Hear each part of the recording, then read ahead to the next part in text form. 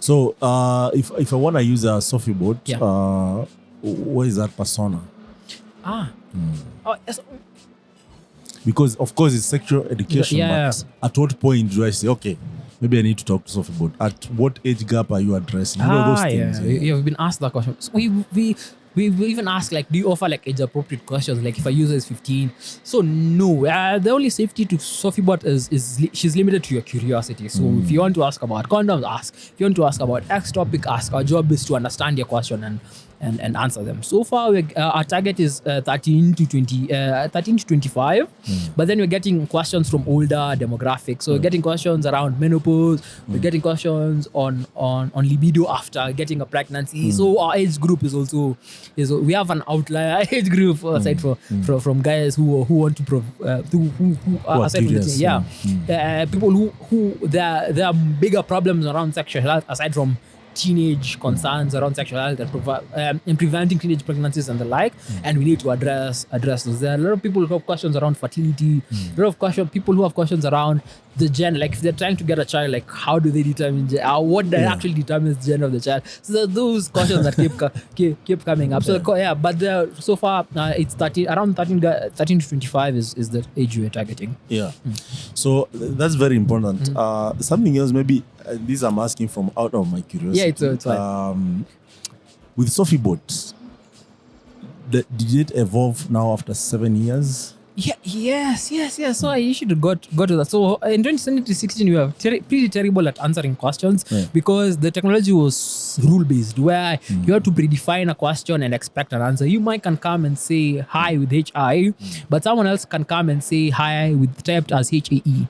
So if you're not like put that onto the system, you won't be able to understand and provide an answer. And we used to have a default response for that it was let me think about, like, whenever something wasn't defining our rules, that was a problem, and it kept like bothering our users. It even like stopped growth for a while. We got about 3,000 users,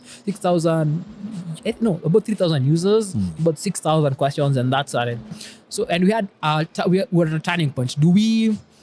At a crossroads, do we simplify our solution where it's press 1 for STIs, press 2 for information on sexual health, or do we figure out how to answer questions? The problem is called natural language processing. NLP. And I was like, the bigger opportunity to learn and grow and apply and be profitable and be valuable is by solving NLP. So from then on, I got into learning what was state of the art then in solving NLPs, and I've grown with the ecosystem. It hit me like it was still an unsolved problem, and we evolved the technology from like rule-based to something called LSTM, what Google Translate was using then, to now we have a language model. We have transformers, what Akina ChatGPT are doing. We deployed this version of Sophie bot that uses a transformer, the same technology behind ChatGPT. So GPT in the ChatGPT means global pre-trained transformer. So transformer is a type of a neural network that performs really well with sequential data, like conversations, like text, like my name is Iving. Oh, hi, nice to meet you, Iving. My name is Sophie bot. So those type of data, this model performed really well, and we deployed our version last June, June before ChatGPT dropped in November, because they had released the paper GPT. It's last year or last year? Okay. Yeah, last year. So this is most last year. So we figured out the solution we figured it out like 2 years before, but then it wasn't trained on our data set. So we had like 30,000 plus conversations on that old underperforming model, but we had about 3,000 more questions where we used to train new technology. Like, does this technology work for us? No, let's try the next one. So we had to move from 3,000 cleaned questions to 30,000, so we can train the new technology and deploy it. So that took us until June last year. That's when the new technology was deployed. And once that happened, you're lucky enough, the hype around bots starts again. ChatGPT is released, and people are interested with what bots can do, and that's why we had a new breath of life, and started like doing things again. And it's good that you have clarified that, because there was a time you guys we went silent, and then of course ChatGPT became global this January, and these guys have been releasing weekly updates. I don't know if you know this, but they have made actually even those guys who dismiss bots and look down upon bots actually rethink. Every other company now is infusing the ChatGPT enterprise version into their modules and tools to make sense or to complement what people can do. Yeah. So your usage has increased immensely now that people understand these now the technology you have to live with. Yes, like so even the hype, like people like those are bot, like when you started in 2016, those are bot hype because Facebook had just introduced bots on Messenger. That bot hype died and then ChatGPT like restarted that bot again. So we were there like right there, like luck is opportunity when opportunity meets preparedness. So we were just we were right prepared for another hype cycle and we've been riding that since then. So people are interested in us and people are excited about it. Funny enough, and so I talked to Graham in 2016 when you're starting on like how do you deploy SophiBot on SMS, but then the back of the you're like, we're not good at answering questions. So this will wait, and then after June happened, the next time we got funding this year June. So after June last year we got a new round of funding June this year, and then the thing, like there's a point where when you announce you're getting funding, yes, but then there's a delay between when actual funds are at your account. True. So around this August when actual funds hit our accounts, we went live on SMS the next week. So we've been live on SMS and people on Instagram. This is 2G technology. Yeah. So people on Instagram are more excited on SophiBot on SMS than SophiBot on WhatsApp. Yeah. Like on June last year we were only Why on is the the app. reason? Probably it's way more cheaper and it's more novel. Like it's an AI application on SMS. It's the first time it's happened. So a lot of people are excited about that. So we tell people, like we run back-to-back ads. One asking people to go use SophiBot on WhatsApp. The other one asking people to go use SophiBot on SMS. And more hits are coming on SMS. Because I think it's because we provide it for free, it's all free and whatnot. So that's our edge, that we can deploy our AI model in anywhere. So once we got funding, we expanded aside from our app and Telegram. We now support app, Telegram, and Facebook Messenger. We now support WhatsApp and SMS, and that's what like our last round of funding is going towards. Have you checked out USSD? That goes on cost. So building on top of Africa's Talking, you can make that SMS number toll free. So people can text hi to 23629 right now. Text hi and you can get an answer from SophiBot. So it's purely free if you're on a Safaricom line to talk that. So there's a added cost to it for this, in order to make that as accessible as possible. Because on all the other platforms there's a data cost. So on that all rule-based version of SophiBot, when you downloaded the app, the knowledge base came with the rules came with on the app, and they kept loading and whatnot. So right now you have to be online to use SophiBot on the app and on all these other platforms that you're on. So it's free and to use on SMS. You can even use it. You don't even have like an SMS plan on. So it's more accessible for guys. The next step for us and what our funding is handling right now is we want to support more local languages, because it works. She answers questions well. The problem is it's in English and she works live on SMS. Is now, can we support local languages? Can you ask? Swahili is widely spoken in Africa. So we're working with the CBO in Nyanza to support Swahili, Luya, and Luo. So by January next year, we'll support those three languages. Very nice. That sounds like a good progress. So you're saying we? Who is we? Oh, sorry. So now it's us and you. So I used to have a large team, but then I bought them out of the company because there's that change in vision. Like, do we? There's that differences in vision where do we still try and figure out how to answer questions, or do we go for a low-hanging fruit where it's a menu-based option? I was like, no, there's more opportunity for growth if we figure out the technology. And I doubled down on that. So that point I brought out Adrian from the company. So it's me at this moment. The most part is, so we're funded by Vilgro. Vilgro are an accelerator specifically focused on health companies. So right now it's me. I bounce ideas to the team at Vilgro, and then right now the addition to the team is the CBA working with in Nyanza. They're called Tembea Kenya. So those are the three guys we're working with. And aside from that, UNFP has always been a constant partner to us. So United Nations Population Fund, they're the ones who funded us back in 2016. Oh, nice. So even our answers from on Sophie, but are not from our minds. They don't like all the answers from. They have a peer mentor curriculum where they used to teach about sexual health. So answers are from there. So those are the complement what they teach. Yeah, we do. So right now it's me and the partners with Vilgro, Tembea, and UNFP, the United Nations Population Fund. Nice. Yeah. So how many user base do you have right now?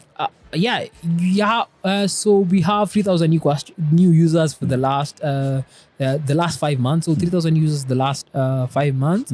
They've cumulatively asked about 5,000 questions. About 1,500 of them are on SMS. So about a couple of hundreds of users on purely on SMS asking us questions. They're excited about those two platforms, SMS and WhatsApp. So it's interesting. It's we keep revving that. We have I think we have an engine of growth. So literally we were quiet, and then August we started like actively making noise again. Our engine of growth is restarting. Nice.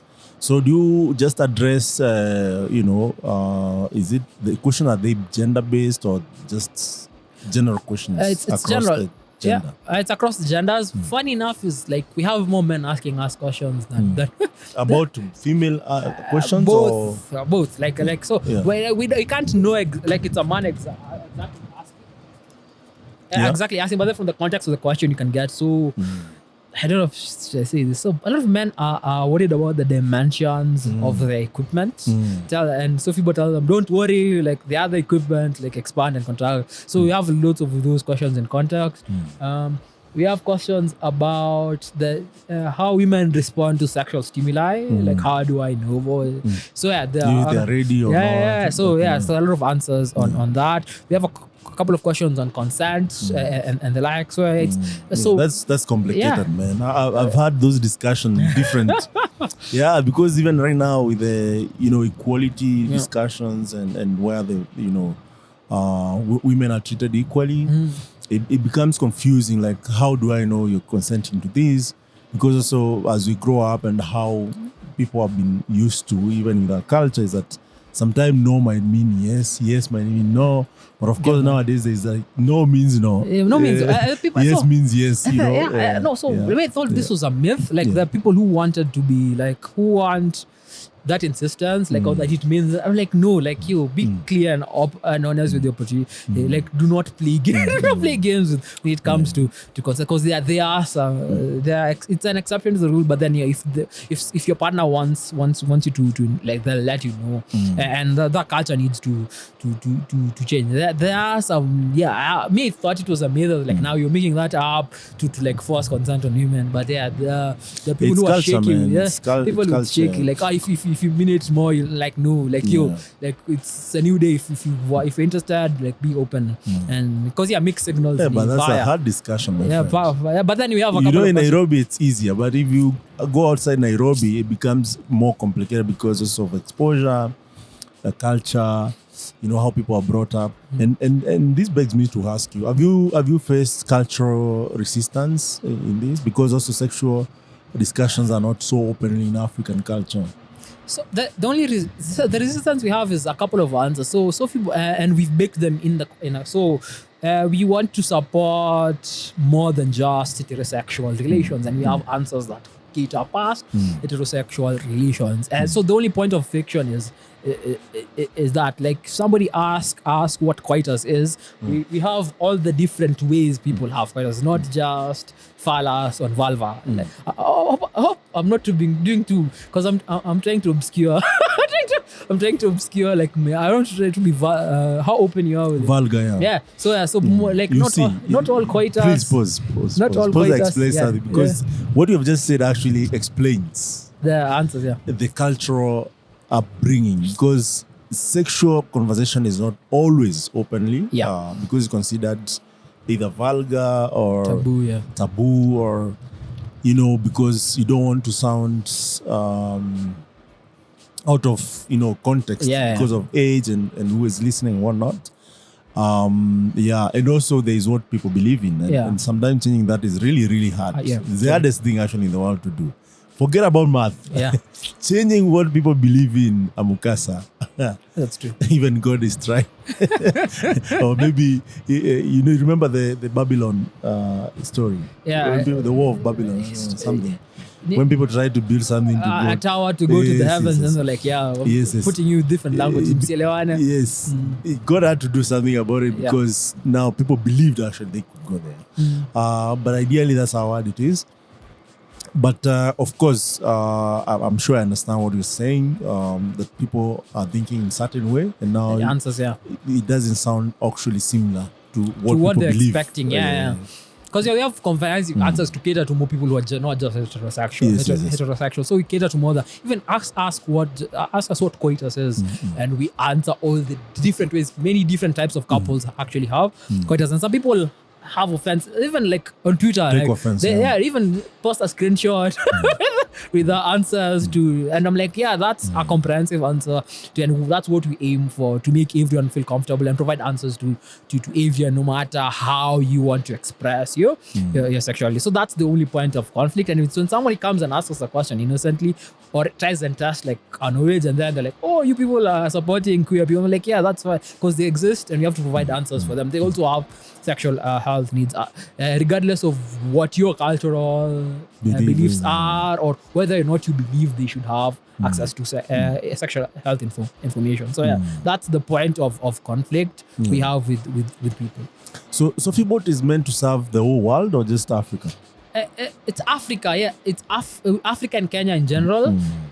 And then it's us putting that content on Sophie, but it's to acknowledge they exist and they have sexual health needs and they need support for sexual, and they're at more risk than like not even like than you're heterosexual.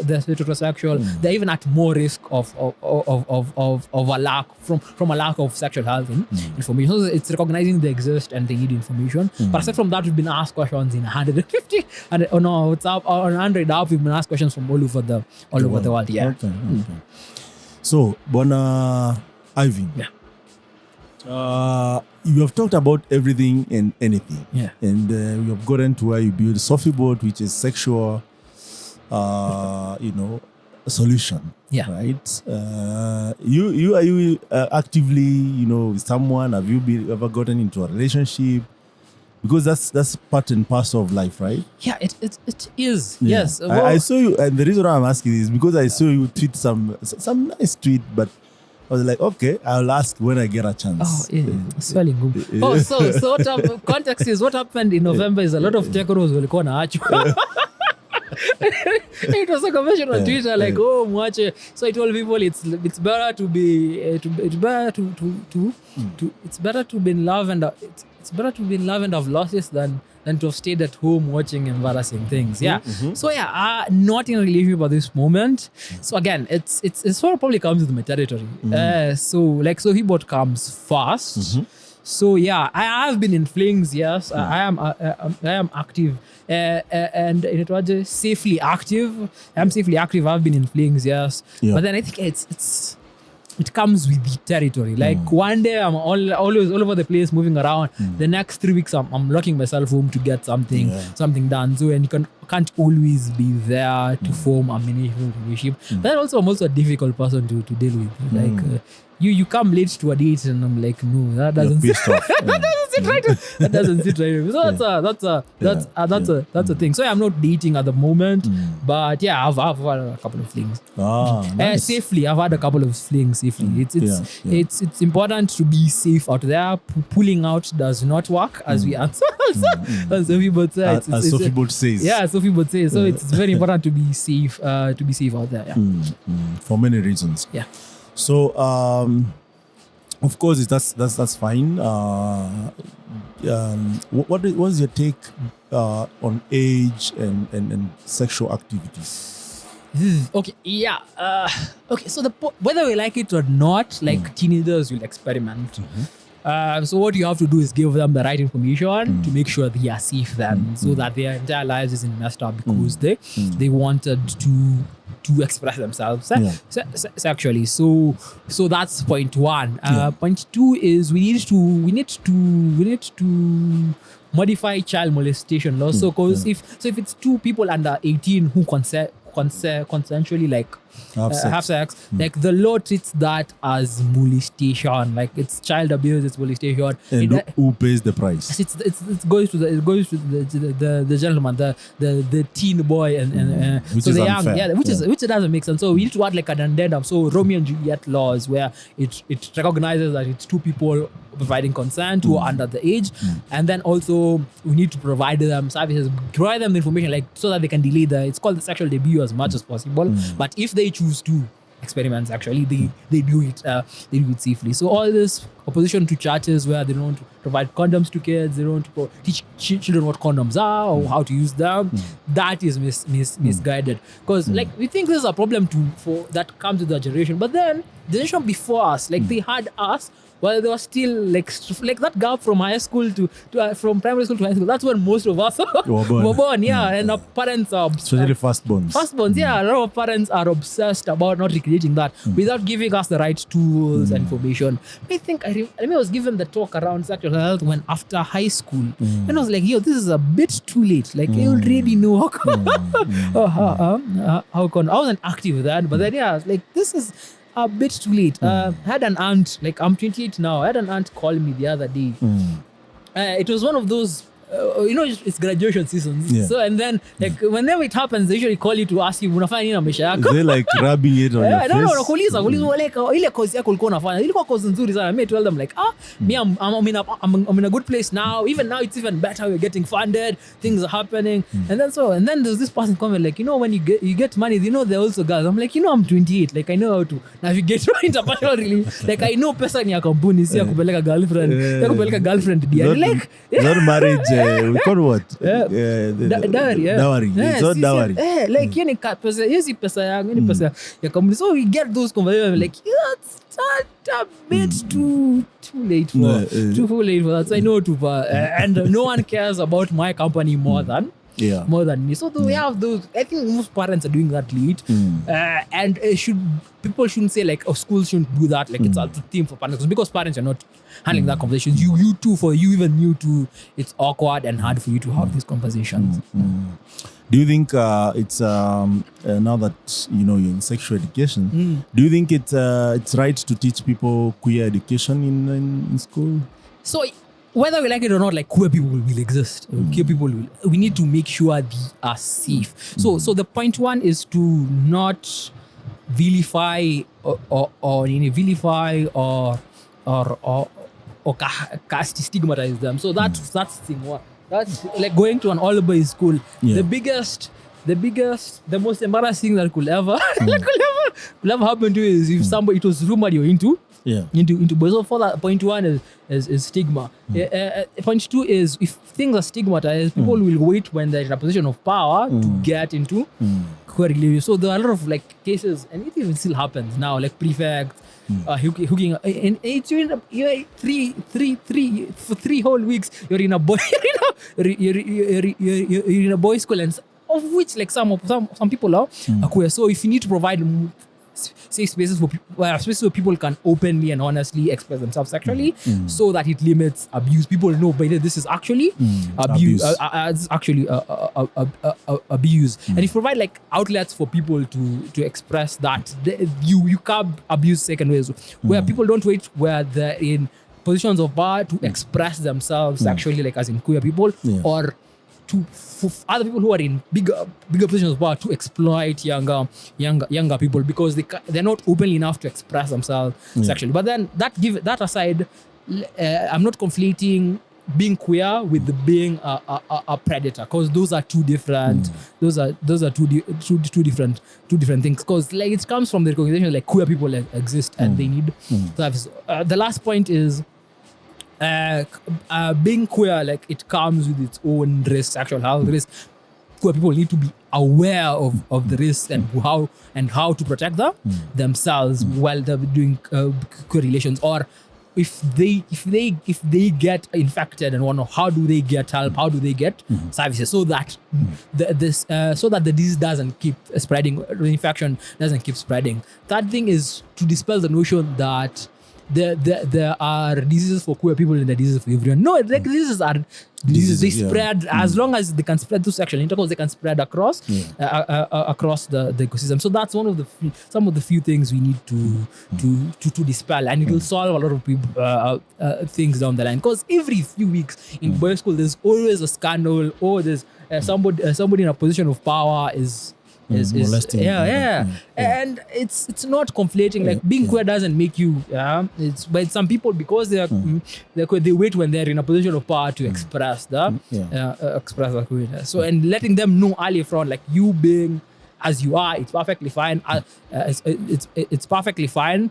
We do not let any, like, because it's a rule in high school, like, you're not getting laid in high school at all. But no one is getting laid, so don't do anything at all at this level. So that's the dynamics we need to fix. And in the extreme of cases, it's down to that. It's down to lynchings and like lynching queer people. Like, it's not a solution to who they are, because it's if you like, do you like coffee or tea? Like, if you like coffee, like, no matter how much someone, like, you like coffee, you like coffee. Amukasa is not as simple as you're putting it. Because here we are talking about, and we have had this conversation with a couple of guys before. There are two things I told you cannot really. It's really hard. As much as you want this to change, it's hard. One is belief. Another one is religion.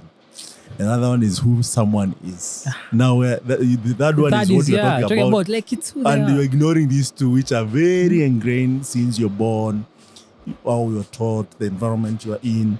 But it's a good way you're looking at it, that education actually could mean a lot of things for someone and could actually avoid all these things.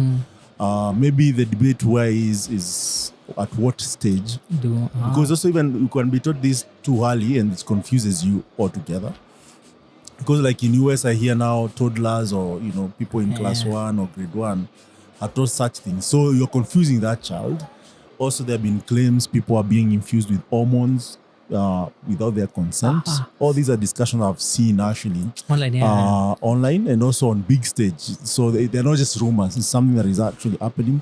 In Netherlands, I've seen such cases, and I think now in Africa, maybe we can approach this in a more better way with these lessons, right?